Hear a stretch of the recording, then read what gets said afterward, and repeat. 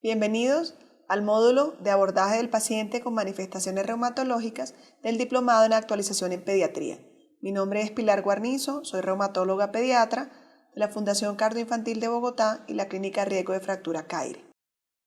En este módulo hablaremos sobre la epidemiología de las enfermedades reumatológicas, cuáles son estas enfermedades, cuáles son las más frecuentes, cómo abordamos un paciente a través de la historia clínica, la anamnesis, el examen físico y finalmente definiremos qué pacientes deben ser remitidos a reumatología y algunas conclusiones para cerrar el módulo. La reumatología es una especialidad nueva y eso hace que haya un creciente interés tanto por los pediatras como por la población general. Se estima que hay una incidencia de 1.9 a 19 por cada 100.000 niños de enfermedades reumatológicas y una prevalencia del 0.5%. Algunos centros en Canadá estiman que se deben remitir 26 por cada 100.000 pacientes año. Sin embargo, en estudios latinoamericanos vemos que el porcentaje de remisión es mucho más bajo, lo que nos plantea dos preguntas. Una, ¿no estamos reconociendo a los pacientes con enfermedades reumatológicas? O dos, ¿nuestra genética poblacional marca algunas diferencias que hace que la frecuencia de presentación de estas enfermedades sea diferente? ¿Qué son las enfermedades reumatológicas? Se definen como desórdenes multisistémicos cuyas manifestaciones clínicas representan la inflamación aguda y crónica de los tejidos del sistema musculoesquelético, los vasos sanguíneos y la piel. Como toda regla tiene su excepción, hay algunas enfermedades reumatológicas órgano-específicas.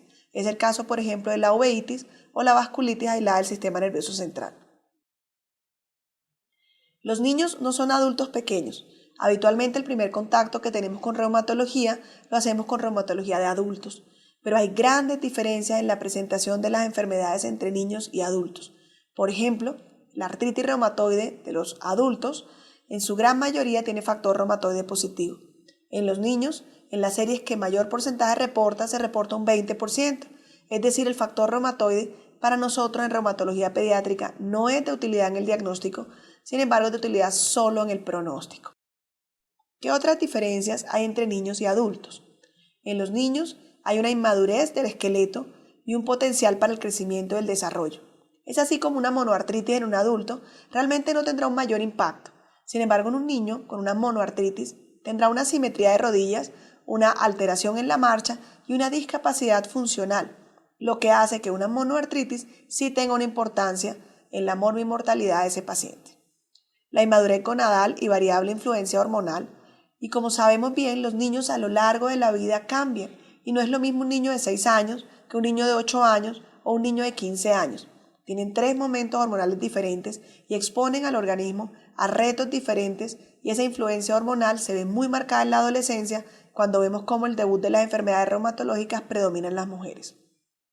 También una inmadurez relativa y una inexperiencia del sistema inmunológico, que al empezar a conocer antígenos y a empezar a reconocer el medio ambiente, se reta día a día y en ese reto puede tener una respuesta inmunológica anormal y en una persona susceptible pueden desencadenarse las enfermedades autoinmunes.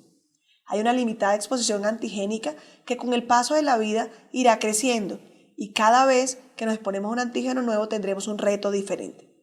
Y finalmente, durante la infancia tenemos la expresión temprana de anormalidades determinadas genéticamente y es como por ejemplo la mucopolisacaridosis, la podemos ver con su forma atenuada y solo con compromiso articular en la infancia. ¿Cuáles son entonces esas enfermedades reumatológicas? La enfermedad reumatológica con mayor frecuencia es la artritis idiopática juvenil, seguida del lupus eritematoso sistémico, que es la enfermedad autoinmune prototipo. En los adultos es frecuente la forma del lupus eritematoso discoide, sin embargo en los niños es rara. Y casi que siempre que veamos un paciente con lupus eritematoso discoide, este nos obliga a descartar una forma sistémica. La dermatomiositis es la enfermedad por excelencia que compromete los músculos autoinmunes de los niños, las esclerodermias con su compromiso profundo y grandes secuelas funcionales, las vasculitis, siendo la más frecuente, depende de la población, la enfermedad de Kawasaki y la púrpura Henoch-Lane. La uveitis que mencionábamos puede ser una complicación de una enfermedad autoinmune sistémica como la IJ o puede presentarse de manera aislada como la uveitis idiopática autoinmune. La hepatitis autoinmune, que también se podrá presentar de manera aislada o en el contexto de un lupus eritematoso sistémico, y la fiebre reumática, que es una de las enfermedades autoinmunes que vemos ligadas a procesos infecciosos. Adicional a estas enfermedades clásicas, tenemos un grupo de enfermedades no inflamatorias, dentro de las que se incluyen los síndromes de amplificación doloroso, la fibromialgia siendo el prototipo de ellos, pero también tenemos el síndrome doloroso regional complejo, los síndromes de hipermovilidad y las artritis relacionadas con otras patologías, como las artritis relacionadas con enfermedades hereditarias del tejido conectivo, enfermedades de depósito, mencionábamos la mucopolisacaridosis, enfermedades metabólicas, como la enfermedad de Fabry, que todas ellas pueden manifestarse con algunas características que comprometan el sistema musculoesquelético. ¿Cuáles son los diagnósticos más frecuentes en Colombia? En Colombia tenemos 2 estudios, uno en Bogotá y otro en Medellín, donde se confirma que la artritis idiopática juvenil es la enfermedad más frecuente. En Bogotá con una frecuencia de 26.7 y en Medellín con una frecuencia del 38.8. Le sigue el lupus eritematoso sistémico, que oscila entre el 16 y el 23%, y la vasculitis, como se describe en la literatura internacional, que van en cerca del 11%. Hay un capítulo importante para la enfermedad indiferenciada del tejido conectivo.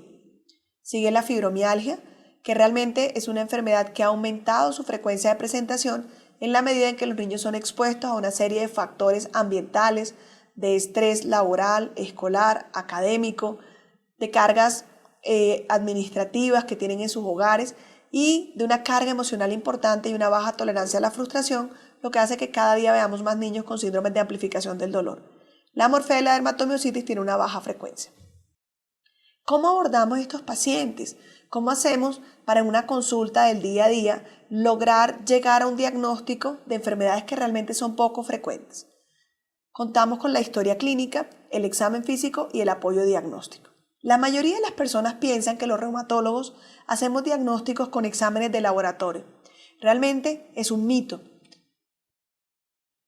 El diagnóstico de reumatología se hace en el 85% con la historia clínica, un 10% con el examen físico y solo un 5% se hace con el laboratorio. Es decir, debemos hacer más énfasis en la historia clínica, en la anamnesis, y cuando nos levantemos de la silla debemos ya tener claro qué es lo que vamos a buscar en ese paciente para poder llegar a un diagnóstico certero.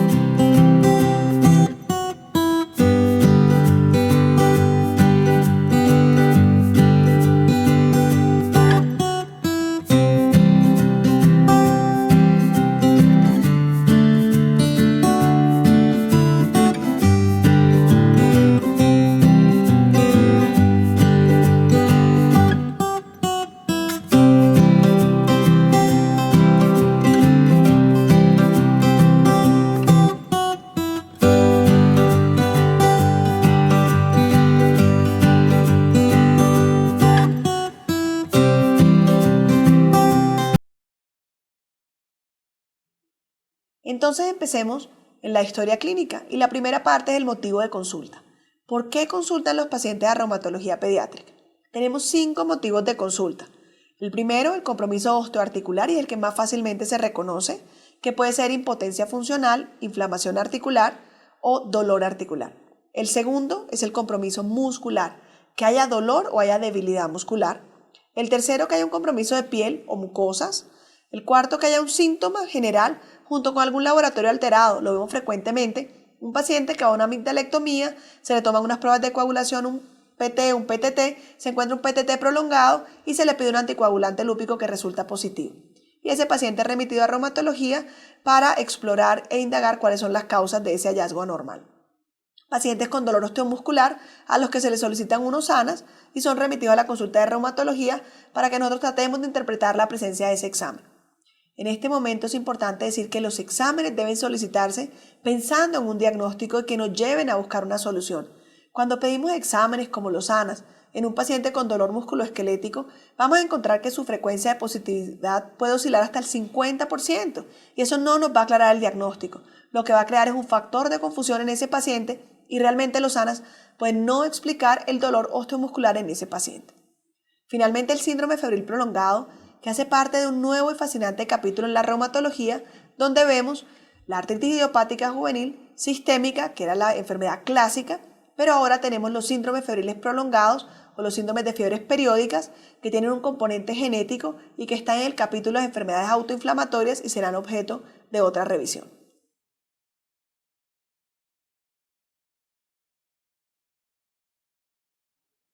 Vamos a empezar entonces a hablar del compromiso osteoarticular. En reumatología es muy importante definir la población, la edad, el sexo y la etnia. Para poner un ejemplo, un paciente de 2 años con una dactilitis, si es de raza blanca, pensaremos que ese paciente tiene una psoriasis. Pero si el mismo paciente con los mismos 2 años es de raza negra, pensaremos que ese paciente lo que tiene es una anemia de células falciformes. Fíjense que solo con cambiar la raza con el mismo cuadro clínico pensamos en 2 opciones kilométricamente diferentes. Entonces es importante definir la población que presenta el síntoma. Una vez lo tengamos claro, vamos a hablar de las características del dolor. Para nosotros es fundamental definir qué desencadena el dolor. Y eso abre un capítulo gigante entre el dolor inflamatorio y el dolor no inflamatorio. El dolor inflamatorio es aquel que se presenta en la mañana después del reposo, pero también puede presentarse después de un reposo prolongado en la ruta escolar, por ejemplo, o los niños pequeños que hacen siesta. Mejora con la actividad física, los pacientes lo refieren como rigidez y en caso de que haya inflamación, esta supera las 72 horas. El dolor mecánico o no inflamatorio es aquel que se presenta al final del día, después de que el niño caminó, corrió, fue al colegio, hizo ejercicio o hace alguna actividad repetida. Empeora, por supuesto, con el ejercicio y el reposo lo alivia. El niño amanece en la mañana sano. Cuando hay periodos de inflamación, estos son menores a 72 horas. Una vez tengamos claro si nuestro paciente tiene un dolor mecánico o inflamatorio, nos preguntaremos cuál es el tiempo de duración de los síntomas. ¿Este dolor es agudo o este dolor es crónico? ¿Cómo definimos este tiempo? Después de 12 semanas o 3 meses, consideramos que el dolor es crónico. Antes de este tiempo, consideramos que el dolor es agudo.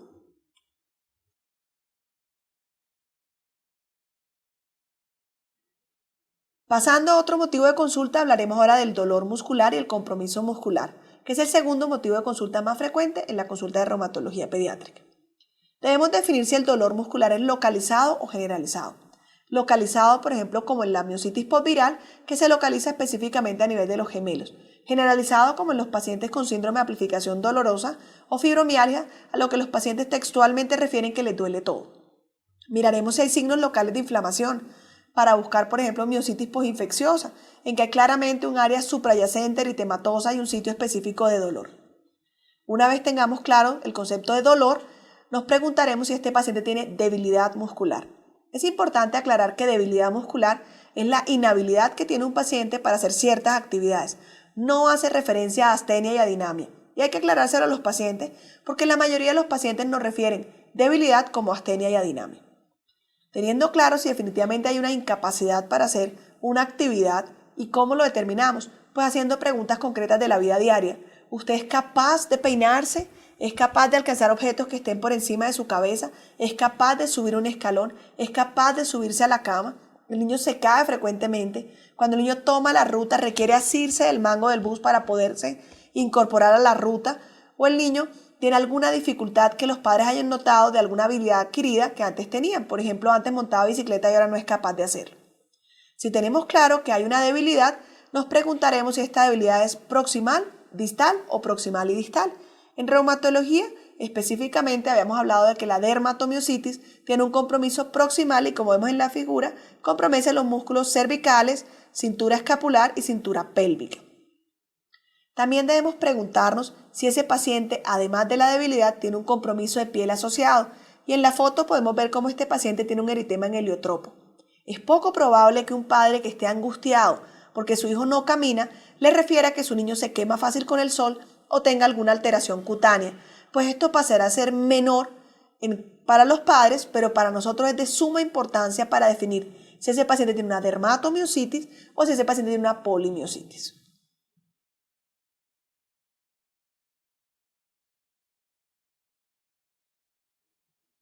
El compromiso en piel entonces es fundamental para nosotros y puede ser la puerta de entrada para un paciente o puede ser una condición asociada como lo veíamos en el ejemplo anterior. Cuando es la puerta de entrada, entonces debemos preguntarnos nosotros qué tipo de lesión tiene este paciente. Este paciente tiene un nódulo, por ejemplo, como la poliarteritis nodosa. Este paciente tiene un abón, como la IJ sistémica, que puede presentar lesiones urticariformes. O este paciente tiene una vasculitis urticariforme. O tiene petequias y esquimosis, como el ejemplo del paciente con púrpura de Henoch-Schönlein. ¿Cuáles son los factores desencadenantes? Es el frío lo que desencadena las lesiones urticariformes y entraremos a hablar, por ejemplo, de las criopirinopatía, que son enfermedades en las que vemos lesiones urticariformes desencadenadas por frío y son un subtipo de enfermedades autoinflamatorias. ¿Cuál es el tiempo de duración de esas lesiones? ¿Esas lesiones son agudas o esas lesiones son crónicas? Por ejemplo, en púrpura de Henoch-Schönlein hablaremos de un brote crónico cuando este dura más allá de un mes y requerirá entonces una intervención terapéutica por parte de nosotros. ¿Y cuál es la evolución de esas lesiones? Esa lesión apareció como un nódulo eritematoso, violáceo, intensamente doloroso. En la cara anterior de la tibia y luego se tornó equimótica. Pensaremos de pronto que ese paciente tiene un eritema nodoso. Entonces, la característica clínica de la lesión nos lleva a uno o a otro diagnóstico.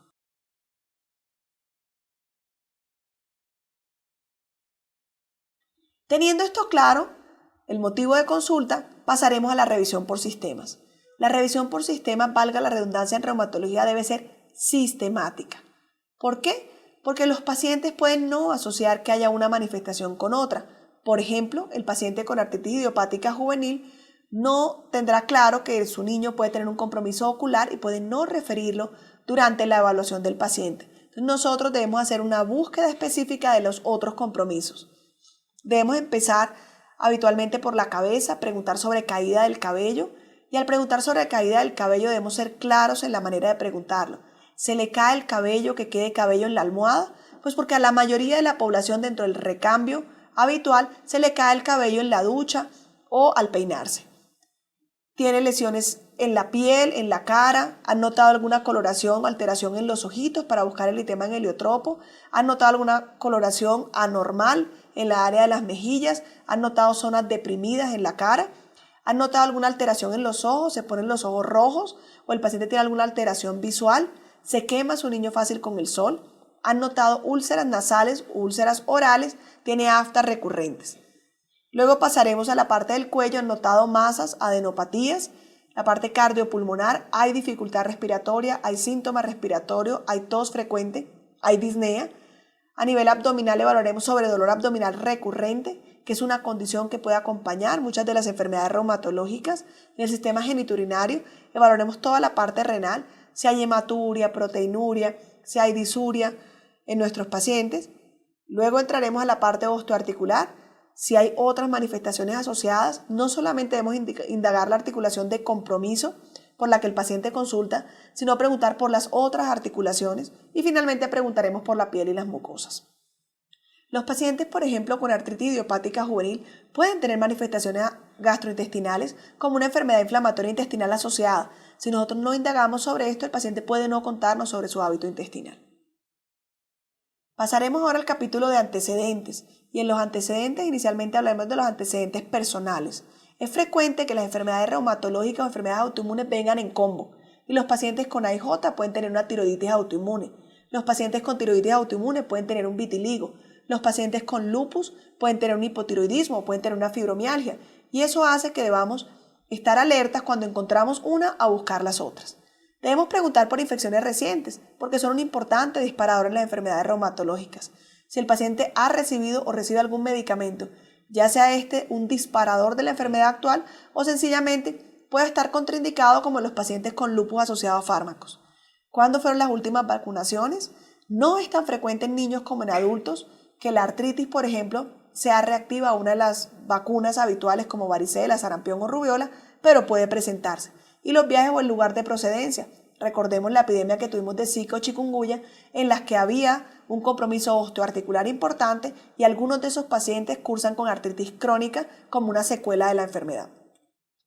En cuanto a los antecedentes familiares, es importante aclarar si hay enfermedades autoinmunes en la familia, pero recordar que las enfermedades autoinmunes tienen una herencia poligénica, no se heredan de padres a hijos, y en enfermedades como el lupus, por ejemplo, la concordancia entre gemelos idénticos monocigóticos es del 25%. O sea, existe una probabilidad del 75% que su hermano gemelo idéntico no presente la enfermedad. Y eso nos debe hacer un llamado de atención a no evaluar exhaustivamente con laboratorios pacientes solo porque tiene algún familiar con una enfermedad autoinmune. Hagamos una historia clínica completa y de acuerdo a eso determinemos si el paciente requiere o no una evaluación adicional. En este momento debemos tener claro qué tiene nuestro paciente y nos pararemos entonces de la silla a hacer un examen físico que también debe ser completo. Vamos a ver el compromiso de piel y mucosas, que para nosotros es muy importante, y vemos en la foto pacientes con eritema malar. Vean, en esta niña está claramente definido cómo bordea y cómo respeta el surco nasogeniano, que es característico del lupus.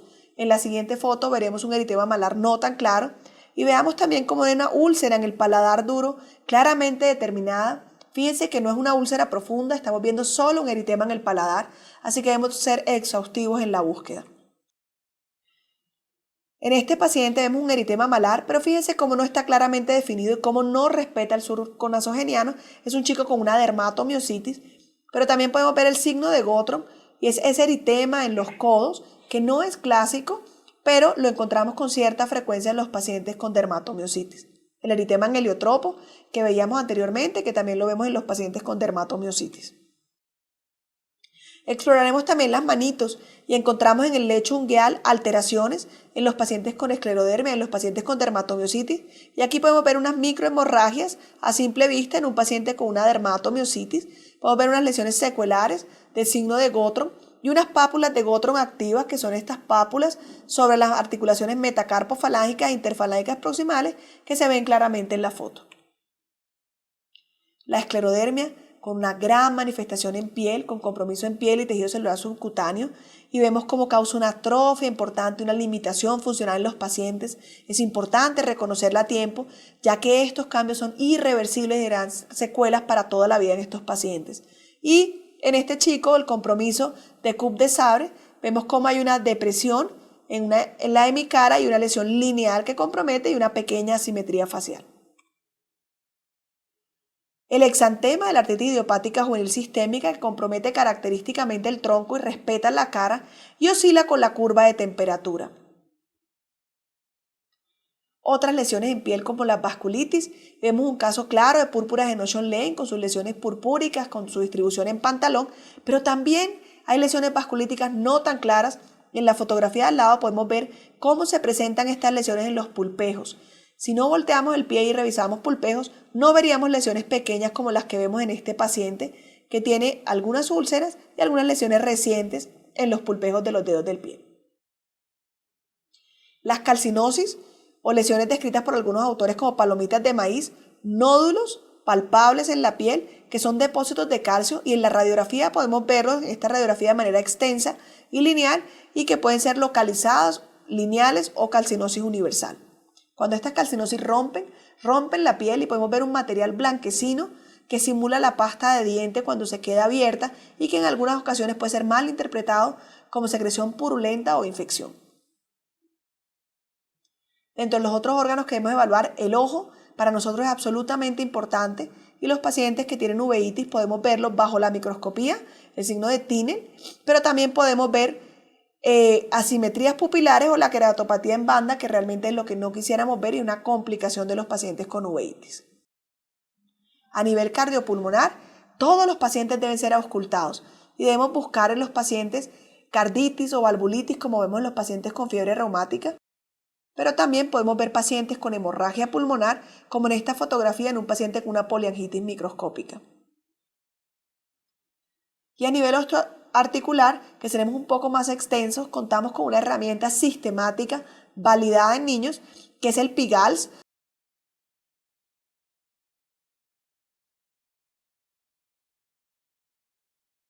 El PIGALS es una herramienta muy útil y empieza observando al niño en posición de pie. Esto nos permite observar algunas asimetrías en hombros, tratando de buscar anormalidades estructurales, como por ejemplo una escoliosis.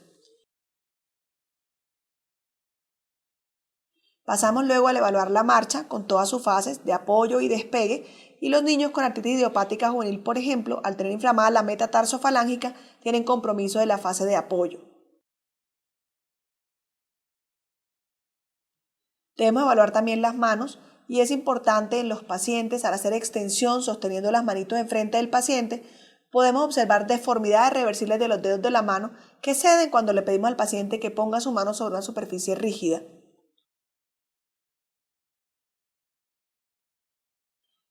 Luego pedimos al paciente que haga cierre de puños. La prensión es una maniobra importante que nos permite evaluar la funcionalidad de la mano y en pacientes con artritis idiopática juvenil vemos limitada la prensión. Luego podemos evaluar coordinación pidiéndole al paciente que una un dedo con el otro y también evaluamos en ese momento la movilidad articular. En esta imagen también vemos cómo el paciente toca uno por uno de los dedos de la mano y pasamos entonces a hacer la maniobra de squeeze o escurrimiento. Es supremamente importante en la evaluación de la inflamación de las articulaciones metacarpofalángicas. Haciendo la aposición de una mano con la otra, podemos evaluar la flexión de la mano y luego podemos evaluar la extensión de la mano, mirando si hay o no limitación de esos arcos y también podemos evaluar compresión y síndrome de túnel del carpo. Podemos evaluar la aducción de los hombros y la elevación de los hombros, pidiéndole al paciente que eleve los brazos y podemos evaluar la movilidad del cuello pidiéndole al paciente que mire hacia el techo. Podemos evaluar también la aducción de los hombros, pidiéndole al paciente que ponga sus manos detrás de la cabeza y con eso habremos evaluado completamente la movilidad de la cintura escapular. Luego le podemos pedir al paciente que trate de tocar con la oreja el hombro, evaluando los movimientos de inclinación lateral del cuello. Recuerden que los movimientos de elevación ya los habíamos evaluado cuando evaluamos los movimientos de elevación de los hombros. La apertura bucal que se compromete en los pacientes con esclerodermia. Hay que recordar que se debe evaluar la apertura bucal con los 3 dedos del paciente. La apertura normal es que el paciente sea capaz de introducir 3 dedos juntos en su boca como lo vemos en la fotografía. Evaluar si hay derrame articular en rodillas con el signo de la onda en el que desocupamos el receso interno de la rodilla y luego llenamos por el borde externo. Y en la rodilla contralateral de manera similar desocupamos el receso interno y llenamos por el borde externo. La otra manera de evaluarlo es haciendo el signo de tecla como se ve en la fotografía. Evaluaremos los movimientos de cadera, activos y pasivos, haciendo flexión y extensión, y es importante evaluar si hay crépitos o no. Luego evaluaremos los movimientos pasivos de la cadera, evaluando con la rodilla flexionada los movimientos de rotación interna y externa. Finalmente, evaluaremos la inclinación hacia adelante a tocarse los pies. En los pacientes con hipermovilidad, el paciente puede lograr poner las palmas sobre el piso, pero también nos puede permitir evaluar retracciones isquiotibiales que pueden causar dolor en un paciente escolar.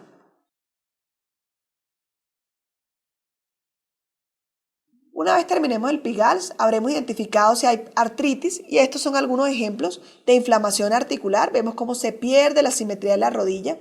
Vemos acá una hipertrofia sinovial de muñeca muy importante. Vemos una inflamación de las articulaciones metacarpofalángicas y en la fotografía inferior vemos cómo hay una contractura de las metacarpofalángicas. El paciente no es capaz de extender completamente la manito y vemos un ensanchamiento de las articulaciones interfalángicas proximales de la manito en este paciente. En esta imagen podemos ver otros ejemplos de artritis. Podemos ver la tarsitis, vemos cómo hay un ensanchamiento anteroposterior del tarso.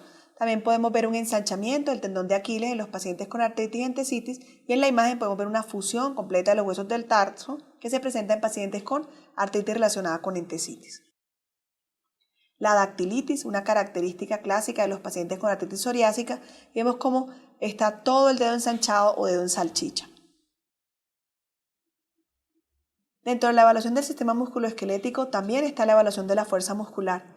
Una escala sencilla es la evaluación de fuerza muscular contra resistencia, en el que 0 es nada y 5 es normal, vence la gravedad contra resistencia, pasando por los grados 1, 2, 3 y 4. Es una escala útil, fácil y sencilla que se puede realizar en el consultorio en el día a día. Y la fuerza muscular también la evaluamos con la maniobra de Gowers, que nos permite ver si hay debilidad o no de la cintura pélvica. El paciente es incapaz de incorporarse del decúbito al supino sin necesidad de apoyarse. La maniobra de Gowers es positiva cuando el paciente se escala sobre sí mismo, como vemos en la fotografía. Y la otra manera de evaluar la fuerza muscular es evaluando nuevamente la marcha y podemos notar alteraciones en la fase de despegue, en la fase de apoyo. Vemos la marcha miopática, vemos alteraciones en el balanceo de la marcha y nos pueden hablar de un compromiso de la masa muscular. En todo este escenario, entonces, ¿qué vía tomamos? ¿Qué realmente es lo que tiene este paciente y cuáles son los diagnósticos y qué vamos a hacer?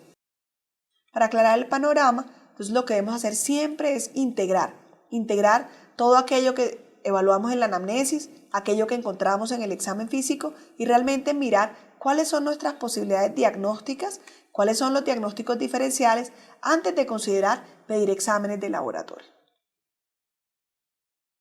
¿Cuáles son esas manifestaciones clínicas que nos sugieren que el paciente tiene una enfermedad reumatológica?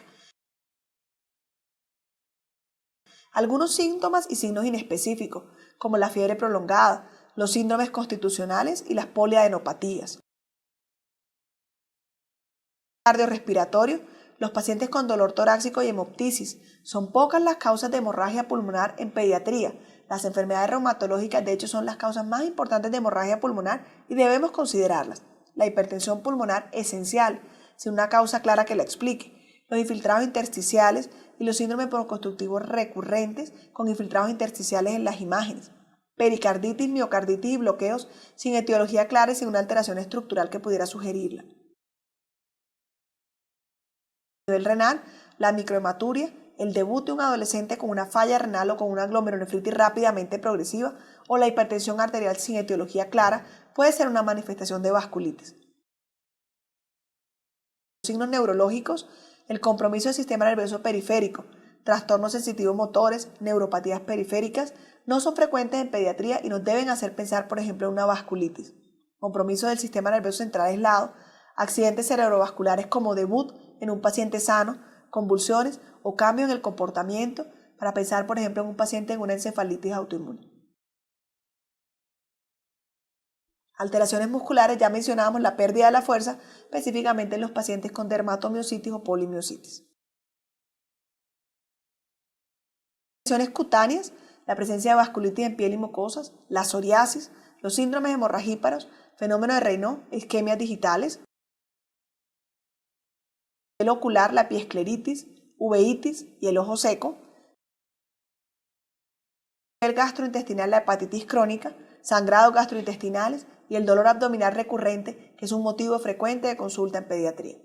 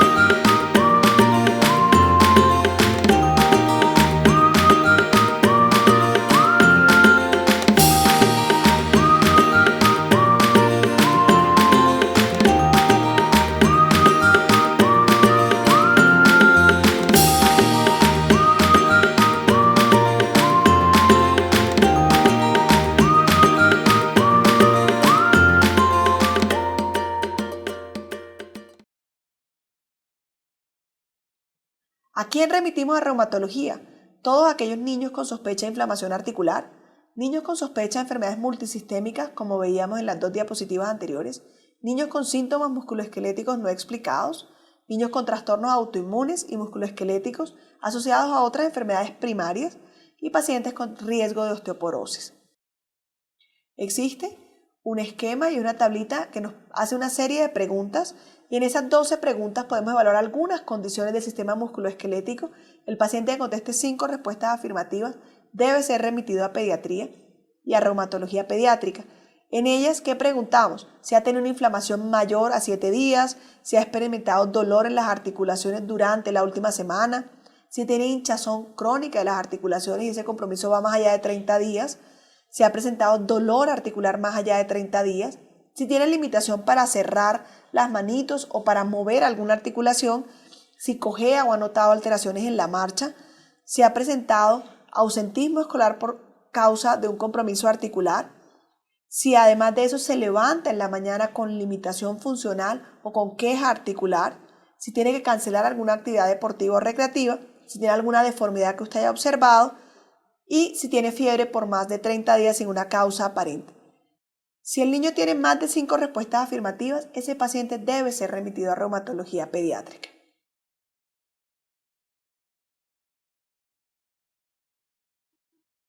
Dependiendo del abordaje que se haga en la puerta de entrada por el médico general, por el médico familiar, por el pediatra, será el pronóstico de nuestros pacientes. El pronóstico depende de la patología, sí, pero depende de la prontitud en el diagnóstico, del reconocimiento temprano que hagamos, del adecuado tratamiento, de la buena adherencia al tratamiento, y en eso los pediatras son parte fundamental en que el paciente acepte su enfermedad, acepte el tratamiento y pueda vivir de manera adecuada y pueda tener una calidad de vida adecuada con su enfermedad, y que haya un equipo interdisciplinario que trabaje uno de la mano del otro, engranados como un equipo, y esto nos va a permitir que el paciente tenga una mejor calidad de vida y un mejor pronóstico funcional. Esto era lo que queríamos hablar sobre cómo abordar un paciente con una enfermedad reumatológica, y podrán ver algunas lecturas recomendadas en las partes de la bibliografía. Gracias.